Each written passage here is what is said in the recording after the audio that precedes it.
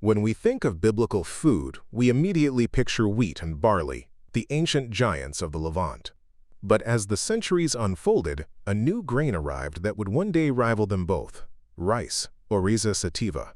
While not part of the original 7 species mentioned in Deuteronomy, rice became a symbol of the shifting, globalized world of the Second Temple period, eventually earning a status so high that ancient sages claimed the Israeli variety was the finest on earth.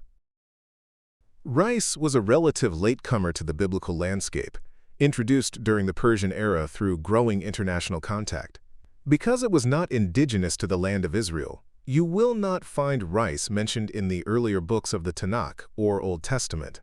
However, by the Roman and Byzantine periods, it had moved from an exotic luxury to a significant part of the agricultural economy. During the Persian and Hellenistic periods, rice was primarily an elite status item, imported and expensive. But the farmers of Israel were savvy and began cultivating it locally. By the time of the Roman period, the quality of rice grown in Israel was so exceptional that it became a major export. The Jerusalem Talmud records this national pride with a bold boast: "There is none like it outside Israel." One of the most fascinating historical uses of rice was its role in religious ritual. Although it was not one of the 5 grains required for the commandment of matzah, it was often served at the highest tables.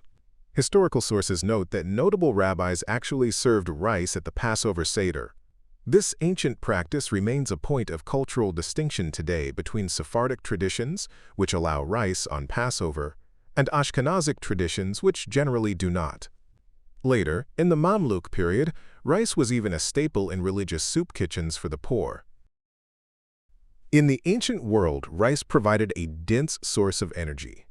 Like the other staple grains of the time, it was a powerhouse of starch, protein, and B vitamins. Because grains provided 50 to 70% of an ordinary person's daily calories, the introduction of rice offered vital food security. It provided an essential supply of iron, magnesium, and selenium. And unlike the coarser famine breads made of millet or emmer, rice was valued for being easier on the digestive system. How does the rice of the Bible compare to the rice in your pantry? In biblical times, rice was a high-status luxury or a premium export. Today, it is one of the most affordable and ubiquitous staples in the world.